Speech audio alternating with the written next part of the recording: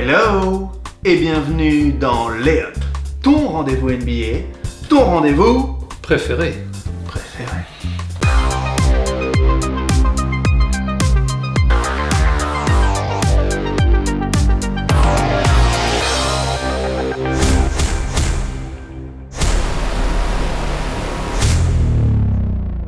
Aujourd'hui, nous abordons la dernière ligne droite de cette très longue saison NBA, mais par le meilleur, la finale qui opposera les Lakers à Miami. Il y a énormément de choses à dire, donc on perd pas de temps. Mais avant, on aimerait bien dire 2-3 mots sur les finales de conférence.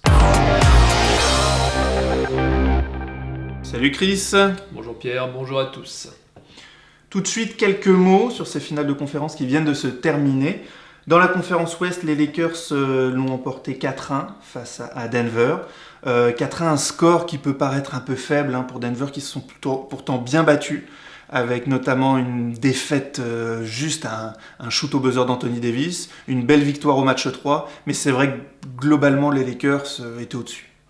Oui, ils étaient au-dessus, ils avaient des réponses à tout ce que pouvait présenter Denver, et je pense que Denver était un petit peu au bout du rouleau, un peu fatigué quand même, mais bravo à eux. On l'a vu dans le match 5 d'ailleurs, Jamal Murray qui a encore été époustouflant, quelques mouvements de très grande classe, un mouvement à la Michael Jordan, des shoots main gauche à la Kobe en déséquilibre, enfin c'était exceptionnel. Mais au bout du rouleau, lui un petit peu sur une jambe, et puis Jokic un peu pénalisé par les fautes. Peut-être déjà très ciblé de l'autre côté parce qu'il savait que s'il le faisait sortir du match ça simplifiait un petit peu les choses.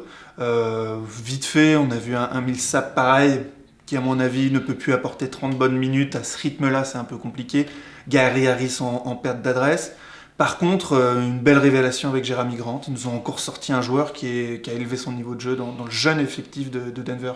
Ouais, Jerami Grant, et puis j'ajouterai Monte Morris là, pour les quelques minutes qu'il a eu, où il a été très bien et il a monté aussi en puissance. Bon, fait une belle équipe de Denver, un beau jeu collectif. Ouais. De l'autre côté, c'était un peu plus serré, un petit peu plus rugueux. Miami l'a finalement emporté 4 victoires à 2. Pareil, ça s'est pas joué à grand chose. Boston qui s'est vraiment empêtré dans la défense de zone de Miami. On en reparlera de cette fameuse défense de zone.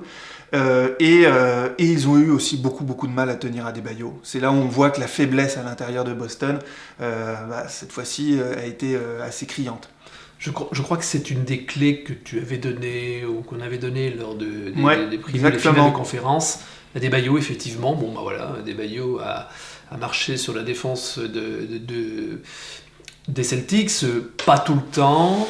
On est même surpris que Brad Stevens n'ait pas trouvé une réponse à cette défense de zone.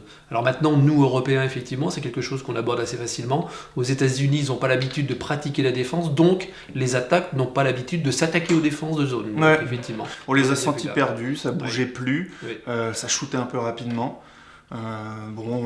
Malgré cela, les deux Jay qui sortent encore une finale de conférence de grande classe, Tatum et Brown. Peut-être Brown pas assez servi, parce qu'on voit qu'il est très efficace et très fort.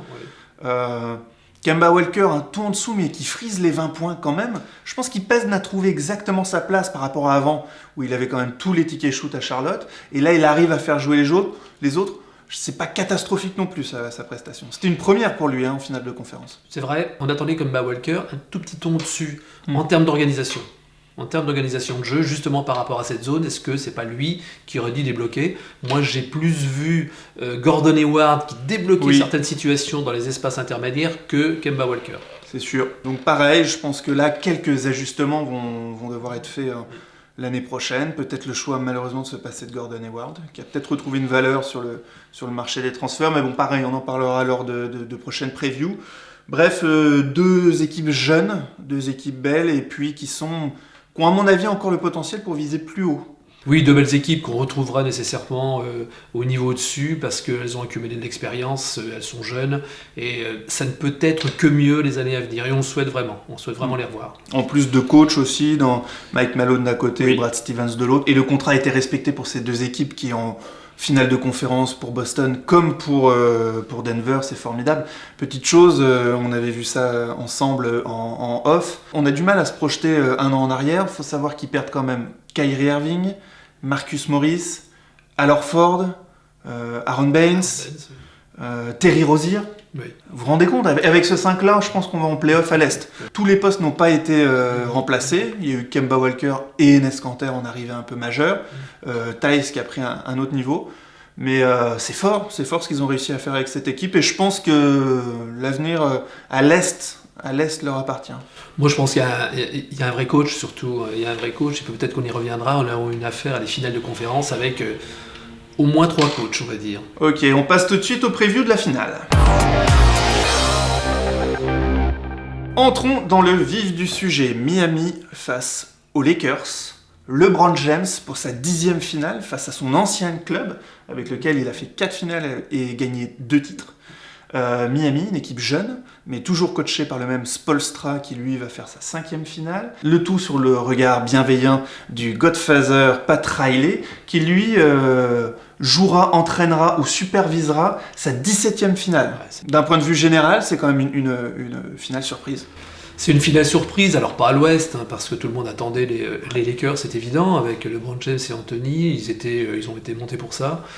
Par contre, à l'est, oui bien sûr, parce que même 4, 5e, on va dire 5e, hein. Mais même si la saison régulière a été un peu tronquée, tout le monde était ravi de voir jouer Miami, ils avaient quand même un succès d'estime, parce qu'ils pratiquaient un jeu collectif intéressant, mais par contre de là, les voir en finale NBA... il n'y a pas beaucoup de gens qui auraient parié là-dessus. Non. Oui, un 5e, c'est la 3e fois qu'un club aussi mal classé en saison régulière, si on peut parler de saison régulière, parce que c'était il y a très longtemps, se qualifie pour les finales, hein, après les Knicks et Houston.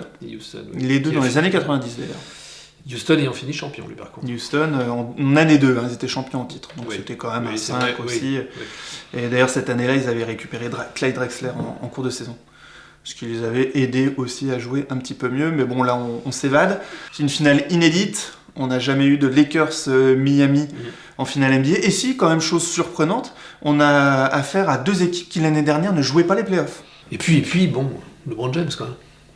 Ouais, c'est énorme. Il a joué combien ? Un peu plus de 13% des finales de l'histoire. Oui, on voyait ça dans les chiffres tout à l'heure. Là, ouais, il serait 3e ou 4e, même au niveau des franchises, en nombre de finales jouées.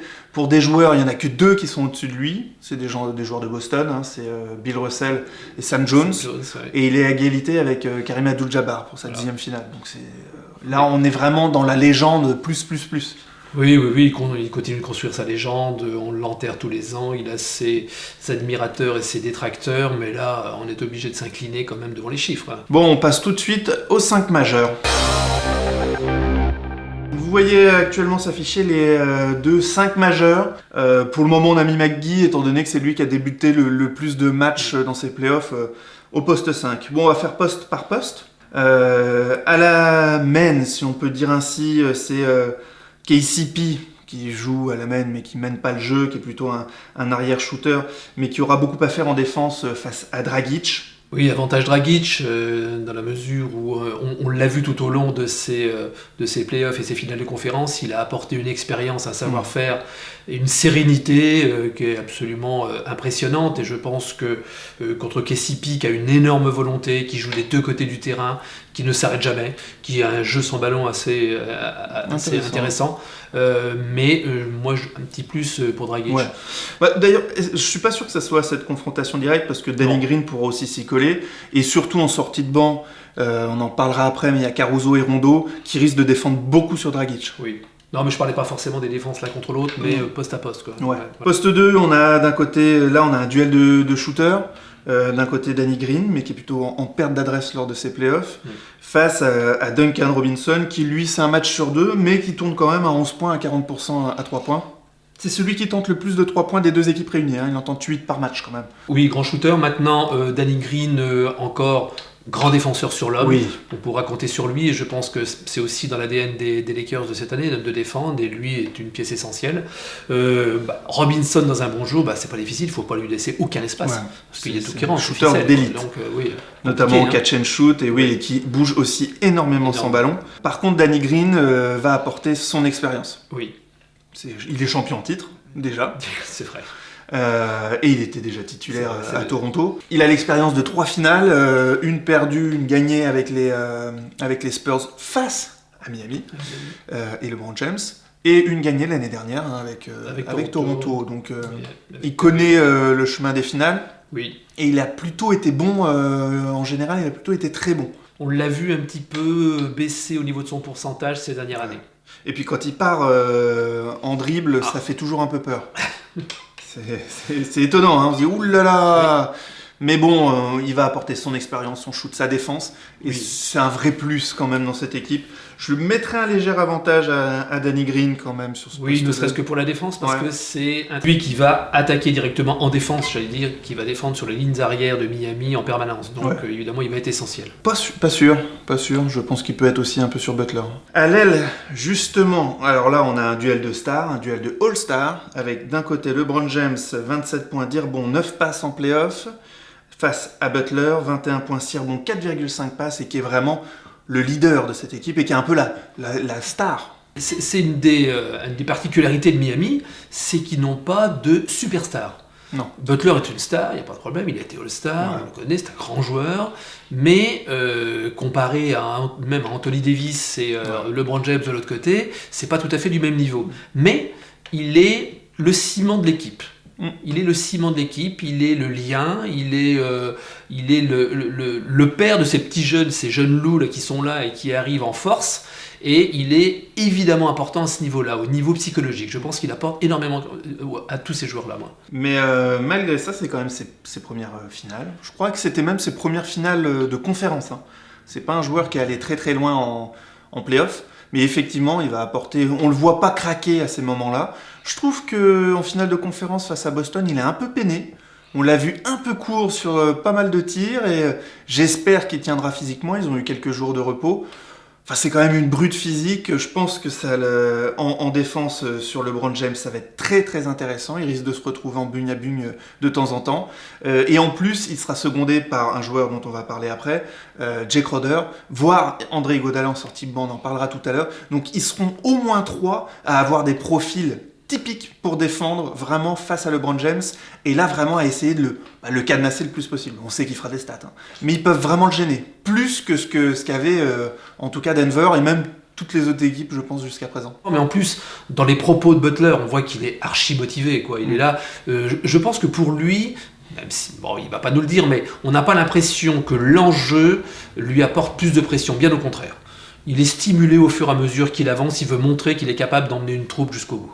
Et LeBron James, qui avait aussi paru des fois un petit peu fatigué sur des fins de match, on l'a vu prendre des décisions parfois pas très très bonnes face à Denver, nous a montré sur la fin de la série notamment que là il était en grande forme. Ça a commencé quand il s'est occupé lui-même de Murray en défense. Ça c'était, ne serait-ce que par la démarche et l'exemple et l'énergie qu'il fallait donner en quatrième quart-temps pour tenir Murray, c'est très impressionnant. Et au match 5, il a fini Denver à lui tout seul. C'est ça, il a bouclé la série. Ouais. Énorme. Dans le quatrième quart-temps. Ouais. C'est pas toujours le cas. Non, c'est pas toujours le cas. Et d'ailleurs, on en parlera tout à l'heure, souvent, entre guillemets, la faiblesse peut-être tactique ou des systèmes mis en place par les Lakers, c'est que tout repose sur LeBron James. Donc le jour où il est peut-être un peu plus fatigué, où il perd un petit peu en lucidité, bah, c'est toute la machine Lakers qui déraille. Poste 4, Anthony Davis, 29 points, 9 rebonds, 4 passes, qui fera face, en tout cas sur le papier dans le 5 majeur, à Jay Crowder, qui fait des beaux playoffs, hein, 12 points, 6 rebonds, et pareil, un gros défenseur, mais plutôt sur les lignes extérieures. Donc qui peut embêter Anthony Davis s'il s'éloigne de la raquette comme il le fait régulièrement. Mais par contre, si Anthony Davis va le jouer dedans, là, il y a plus de 10 cm d'écart et je pense qu'il risque de peiner. Oui, Anthony Davis je reprends ton expression, a marché sur tout le monde pendant toutes les séries. De toute façon, il est très fort, il n'a pas l'équivalent et il a très peu de gens qui peuvent défendre sur lui. Il peut être ennuyé un certain temps, mais sur un match complet, dans la mesure où il a une panoplie de tirs, de shoot, de move, de positionnement possible qui est tellement énorme que de toute façon, personne ne peut définitivement défendre sur lui. Donc ça va être compliqué pour Jay Crowder. À l'extérieur, non, mais effectivement, s'il l'emmène à l'intérieur, c'est fini. Va falloir d'ailleurs qu'il se remette un petit peu à jouer à l'intérieur, notamment au rebond, parce qu'il a fait des prestations catastrophiques. Et on finit à l'intérieur, donc on a mis McGee, mais ça peut être aussi Dwight Howard. Dwight Howard qui, même dans la saison régulière et surtout en playoff, joue plus que McGee, mais ils avaient l'habitude de commencer par McGee. Alors est-ce qu'ils le laisseront, sachant qu'il a un profil où sa taille peut vraiment gêner Adebayo aussi? McGee comme Howard peuvent gêner Adebayo qui fait 18,5 points, 11 rebonds, 5 passes. C'est le meilleur passeur et rebondeur de l'équipe en playoff. Et il sort en plus d'une série où il a un marché sur Boston.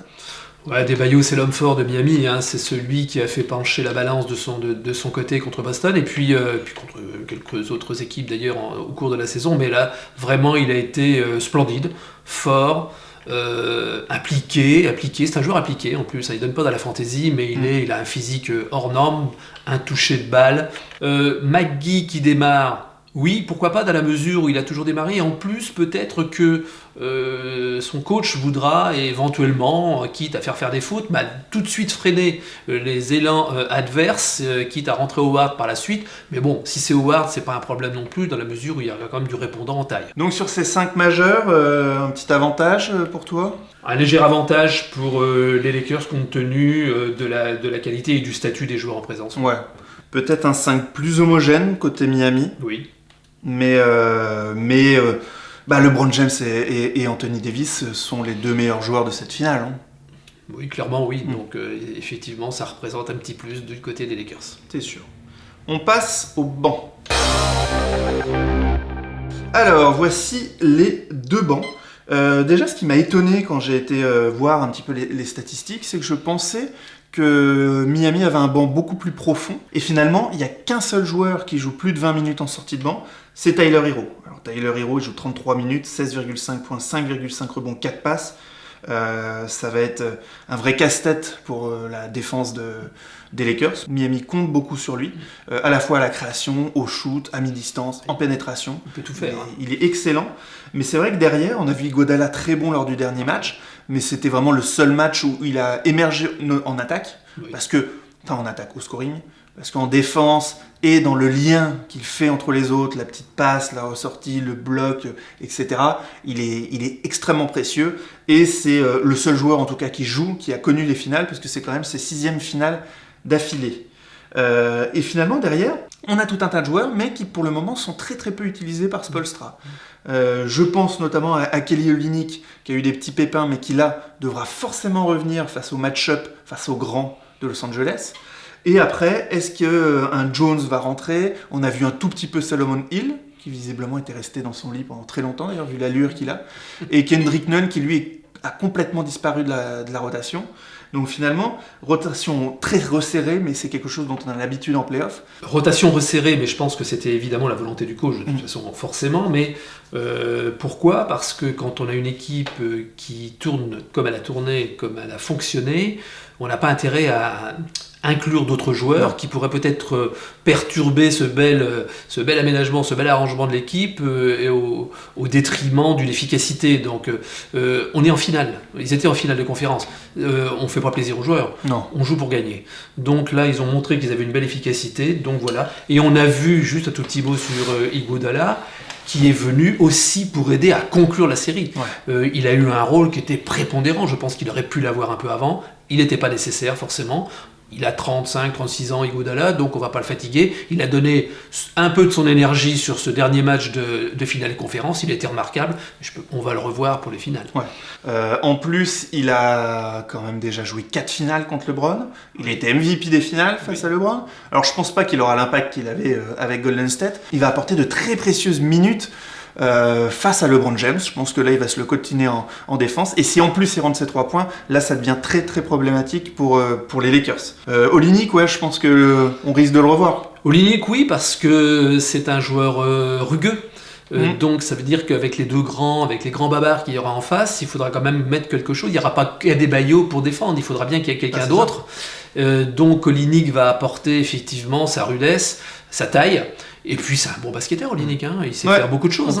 Donc il peut s'écarter. Il a une expérience, il peut s'écarter. Non, inévitablement Olynyk, on le verra. Et effectivement, vu la construction de l'équipe des Lakers, où ils jouent avec un vrai 4, Anthony Davis en 4, et un 5 où McGee et Howard alternent, il faudra forcément quelqu'un qui vienne défendre sur un de ces grands-là, parce qu'ils ne pourront pas jouer en permanence small ball contre les Lakers, ça va être très compliqué. Après, on en parlera derrière, je pense qu'ils vont défendre en zone, donc il n'y aura pas exactement les match-ups comme on l'a expliqué jusqu'à présent. Donc de l'autre côté, rapidement, on a quand même 5 joueurs qui jouent entre 24 et 17 minutes, ça c'est assez énorme. avec le plus gros temps de jeu en sortie de banc pour Caruso, qui est hyper précieux, qui fait un super match 5 d'ailleurs, qui joue des fois avec Rondo aussi, donc soit au poste 1 ou au poste 2, qui apporte énormément de défense. Je pense qu'il va scoltiner les Hero et Dragic, il aura un gros boulot à faire. Et puis c'est une vraie mobilette en contre-attaque. Sur jeu placé, il est capable aussi de faire des bonnes passes, de mettre un shoot à 3 points de temps en temps. C'est un joueur très complet. Il a une intelligence de placement, Caruso, il joue bien dans les intermèdes. Regardez bien, vous allez voir ligne de fond, vous allez le voir passer sans arrêt. C'est un poison pour les défenses, dans la mesure où il bouge en permanence, donc ça veut dire qu'à défendre, faut quand même avoir un œil sur lui. Et il est vrai que justement pour la défense de zone, c'est peut-être des gens qui peuvent la perturber.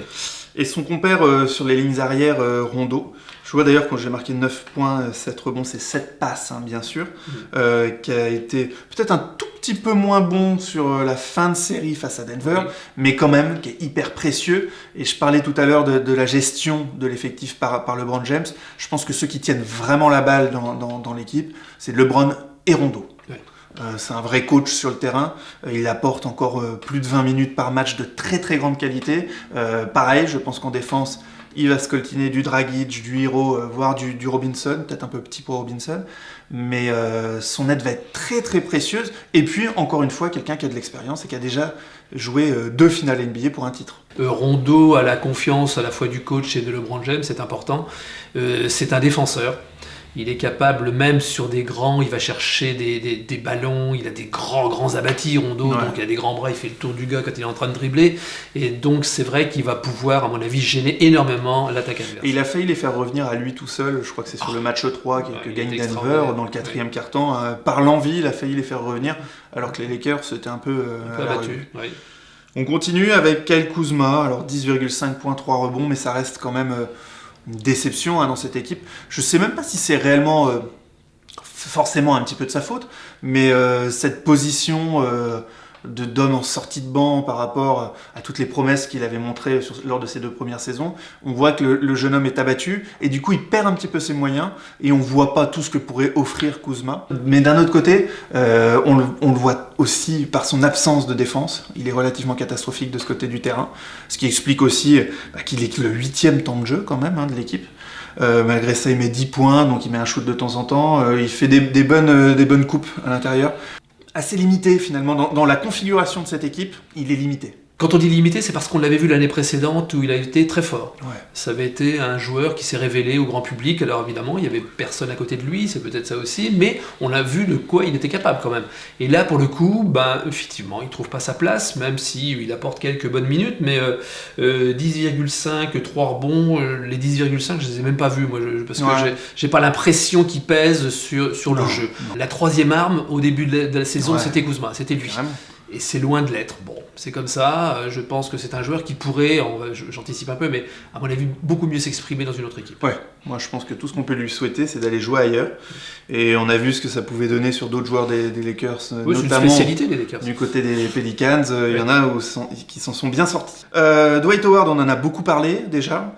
7 points, 5,5 rebonds, mais son impact est bien plus grand dans le jeu. C'est un poison pour l'intérieur adverse. Face à Adebayo, il va pouvoir le jouer. En vitesse, il aura peut-être un petit peu de mal, mais quand même, il reste hyper rapide pour un joueur de son gabarit et de son âge. Il a trouvé son rôle en sortie de banc, ou même s'il est en titulaire, mais un rôle secondaire dans cette équipe, mais primordial. Et donc le revoilà en finale. Lui aussi, il avait connu les finales à Orlando face à Kobe Bryant. Il avait perdu 4-1 à l'époque. Moi, je suis ravi de voir Dwight Howard à ce niveau-là parce qu'on savait de quoi il était capable. Il s'était un petit peu perdu dans ses effets, dans son humour, dans son comportement, dans tout ce qu'on veut. Enfin bref, on avait l'impression qu'il y avait un manque de stabilité psychologique chez le personnage. Enfin bon, maintenant, il a trouvé un encadrement, il a trouvé une institution avec les Lakers, et puis il a trouvé un patron sur le terrain avec LeBron James. Donc tout ça, il l'a accepté. Par contre, donc ça veut dire qu'il a eu l'intelligence de se dire bon, voilà, j'ai un autre rôle à avoir, il l'a pris, il l'a endossé. Moi, quand je le vois sur le terrain, tu parles de déplacement, même déplacement latéral pour un gars de cette taille. Il a fait un boulot extraordinaire et c'est vraiment, et il a une énergie qui est visible d'ailleurs, et qui apporte énormément aux Lakers. Et puis dans la raquette, c'est quand même un chien de garde quand même, ou goalkeeper, comme on dit. Ouais. Non, c'est un ancien défenseur de l'année, c'est encore un défenseur d'élite dans la raquette. Et face ou seul à Adebayo, ça va être très difficile de l'attaquer. Donc globalement, une équipe qui tourne pas mal. D'ailleurs, c'est la première équipe en termes de minutes accordées au banc. Est-ce que c'est aussi dû au fait qu'ils ont quand même passé assez facilement chaque tour? On rappelle 4-1 à chaque fois. Il risque d'y avoir un petit peu moins de temps de jeu pour les remplaçants. Et ça m'étonnerait pas de voir LeBron James, Anthony Davis à 40 minutes par match. C'est les derniers matchs de la saison, on ne calcule plus rien. Les rotations, on risque de se faire 7, 8 grand max. 34,6 points quand même du banc sur ces playoffs. Ouais, c'est conséquent. Ouais, c'est bien. C'est étonnant dans l'équipe où jouent Anthony Davis et LeBron James. Hein. Donc, quel avantage pour les bancs? C'est difficile à appréhender comme ça. Globalement, je donnerais encore un petit plus à Los Angeles, il y a plus de profondeur et sur le banc, il y a aussi de l'expérience. On parle de Rondo, on parle de Ward, c'est des gens On n'a même pas parlé de Markieff Morris aussi qui apporte quelques minutes. Non, mais bon, ça veut dire qu'une longueur de banc quand même tout de même un petit peu intéressante du côté, très intéressante du côté des Lakers. Donc je donnerais un réel plus là pour le coup, un réel plus. Ah oui, réel plus. Un réel plus, oui. Parce qu'ils ont Gérard. Aussi. Faut quand même le dire. Non, parce que de l'autre côté, il y a Tyler Hero et Iguodala dans les rôles qu'on a évoqués tout à l'heure, mais après, on ne sait pas. On ne sait pas trop. Ils sont pas rentrés pour l'instant. C'est pour ça que je ne serais pas aussi catégorique. Moi, je suis sûr que l'Olynyk peut avoir un vrai impact. Oui. Et après, on a une rotation, en gros. Oui, mais bon, on verra. Mais c'est vrai que tu as raison. On est en finale maintenant, ça va se resserrer. Oui. Je ne serais pas aussi catégorique. Après, c'est vrai que le fait d'avoir la doublette Caruso-Rondo plus Howard ou McGee, même si McGee a été décevant. Donc, si à mon avis, il commence pas, McGee, il va très peu jouer. C'est sûr.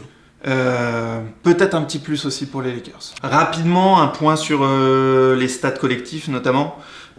Toujours le 2e rating offensif, le 5e défensif. La meilleure équipe au net rating.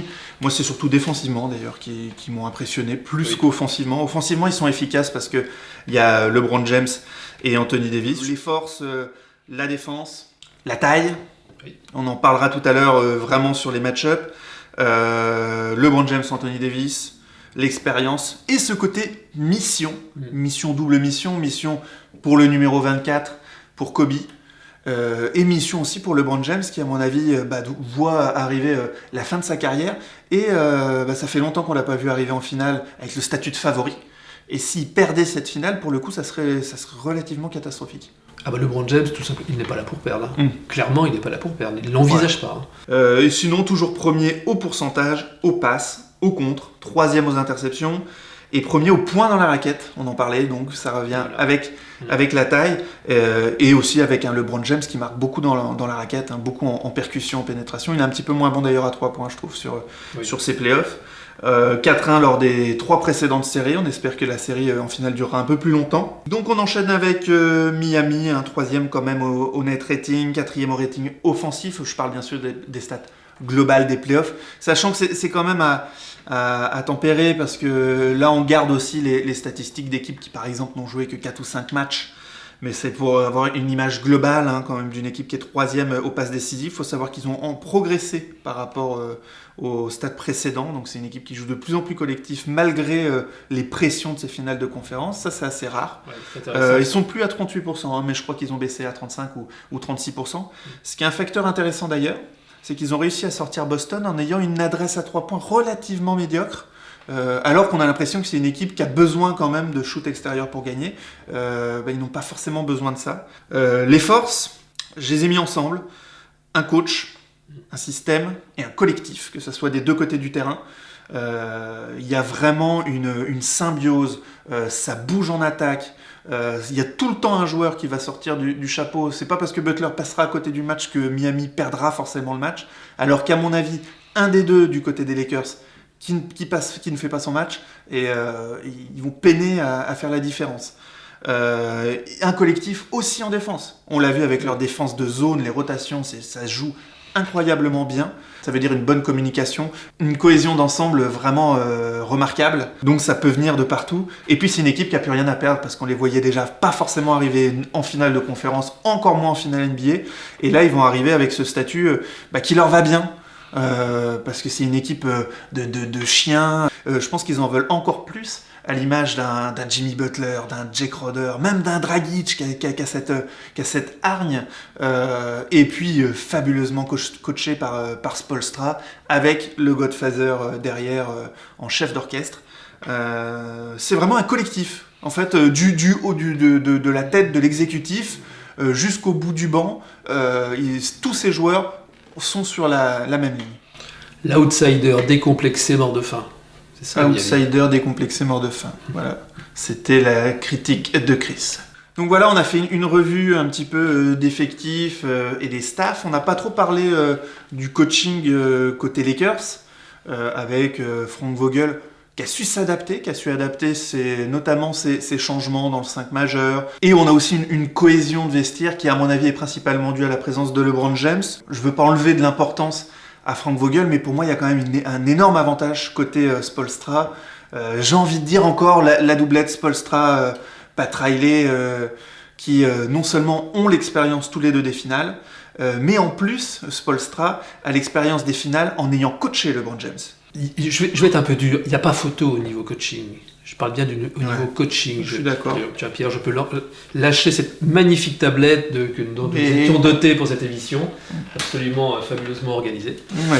Spoelstra, coach, Vogel, j'allais dire accompagnateur.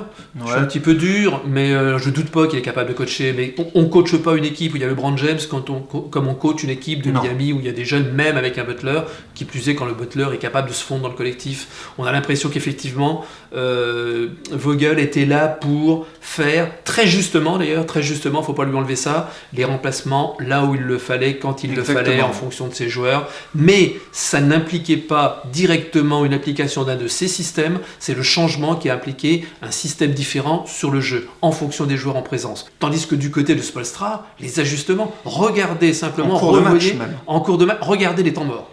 C'est significatif. Dès qu'il y avait une petite remontée de Boston pour la finale de conférence, il y avait un temps mort derrière, on appliquait un système différent, on défendait différemment. Donc je trouvais que en tout point, ça a été un basket collectif de système coaché remarquable. Ouais, c'est impressionnant. Et donc on en vient à un point aussi assez intéressant.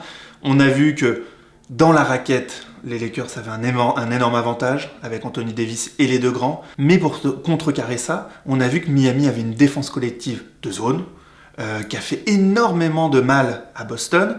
Les Lakers ont les points forts pour pouvoir l'attaquer, je n'en doute pas, mais ont-ils l'intelligence de jeu et l'habitude? Alors je pense que là ils auront fait de la vidéo pour voir comment ça fonctionne, mais s'ils la sortent au bon moment et avec l'efficacité qu'on en a vu pour le moment le long de ces playoffs, ça peut réellement embêter les Lakers, qui sont la première équipe au point dans la raquette. J'espère que les Lakers auront l'intelligence, pour le match j'entends, qu'ils ne vont pas se contenter de les regarder et tourner autour de la zone. Ils ont les joueurs pour le faire, qui plus est. Un Anthony Davis peut tout à fait être en tête de raquette, ou du moins de petit périmètre, et là pour le coup ça va un peu briser la zone, ça va laisser des espaces. On l'a dit tout à l'heure, des Caruso, des ailiers, ou Danny Green, qui vont faire les lignes de fond, à mon avis ça va être les autoroutes en permanence. Et surtout, si jamais ils avaient l'excellente idée, à mon avis, de mettre un LeBron James, là justement, en tête de raquette, avec en tour de contrôle et d'orientation, il a un QI basket qui va lui permettre de faire des passes dans les espaces ouverts. Voilà. Et je pense que l'utilisation d'un LeBron James comme ça sur une zone, ça peut premièrement fragiliser la zone, voire, pour Spoelstra, de modifier son système aussi. Ouais. Donc moi, je ne crois pas que la zone puisse forcément bien fonctionner. Maintenant, que vont faire des LeBron James? Comment va se comporter LeBron James? Je mettrai un tout petit bémol, un tout petit truc sur LeBron James. Moi, j'en ai marre de le voir quelquefois. Alors, quelquefois c'était en fin de match, mais monter la balle, garder la balle, ralentir le jeu, pour finir prendre un shoot casse-croûte là à 3 points où il a un pourcentage qui est quand même pas des plus élevés non plus de tous les finalistes là. Hein. Et puis il se fatigue à faire ça. L'équipe, à mon avis, est moins forte aussi. Ils n'ont aucun intérêt à ce que LeBron James garde la balle et ralentisse le jeu au possible.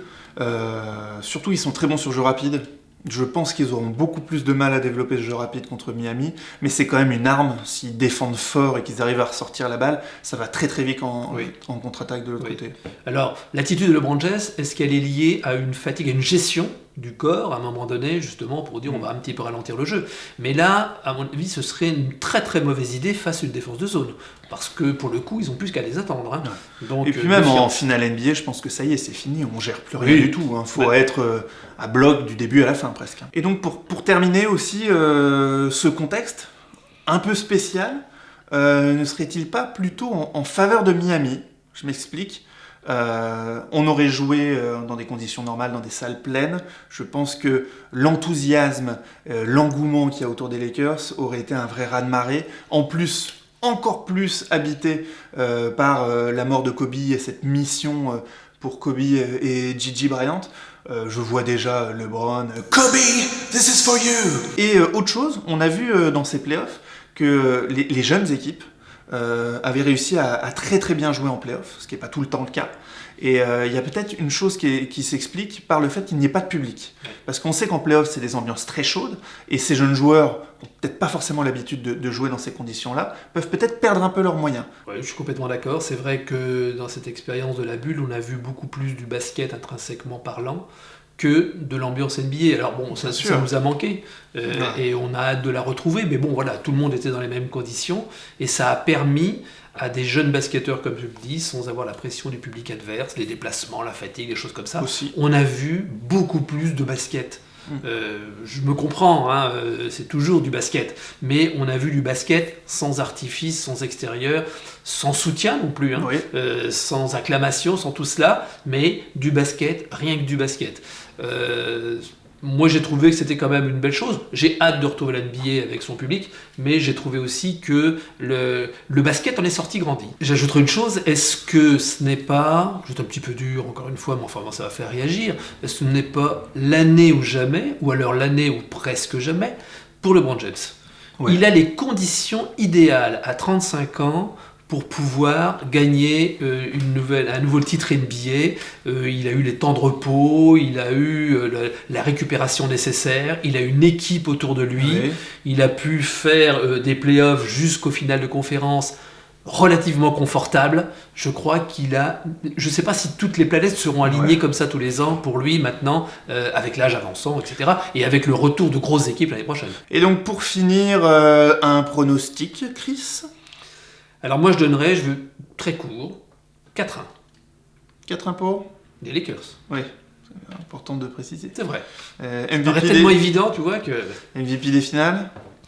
Ah, si c'est les Lakers, alors, compliqué, dans la mesure où si LeBron James fait encore limite, il est au triple-double sur la série des finales, ils vont lui donner de toute façon, sinon il y aura crime de lèse-majesté quand même. Hein. Mais si LeBron James est un petit peu moins scoreur, on va dire, il est plus dans l'organisation, et qu'Anthony Davis monte encore son niveau de jeu et finit avec 30 points de moyenne, on espère un petit peu plus de rebonds, et il a une incidence réelle sur le résultat final, il peut l'être. Ouais. Je suis d'accord avec toi, hein, quand on fait vraiment le tour de tout ce qu'on a dit, c'est difficile de ne pas mettre les Lakers favoris. Allez, je vais dire 4-2 pour avoir un petit peu plus de suspense. À un moment donné, je pensais même 4-3, je me dis Miami et tout. Mais bon, et LeBron MVP, je pense que même son ego, à un moment donné, il va y penser quand même. Je le vois pas se dire récupérer une bague en tant que lieutenant, entre guillemets, parce que je pense que tout le monde retiendra que LeBron était le leader de cette équipe. Magic n'a pas toujours été MVP des finales dans les années 80, et pourtant on retient que Magic était le leader du Showtime. Mais allez, le 4-2 Lakers, et puis une petite dernière pour LeBron, pour qu'il vienne un peu chatouiller Jordan. On en parlera peut-être un de ces jours, tiens, de la suprématie de tous les temps. Et voilà, on arrive au bout de cette émission spéciale finale NBA. J'espère que vous vous êtes régalés. Nous, en tout cas, on s'est bien marrés comme des petits fous. On se donne rendez-vous très très vite pour discuter encore de ces finales. En attendant, n'hésitez pas à partager la vidéo, à la regarder au moins 5 ou 6 fois, hein, pour bien analyser tout ce qu'on a dit. On se retrouve bientôt, Chris ? À très bientôt, Pierre. Ok, salut, ciao.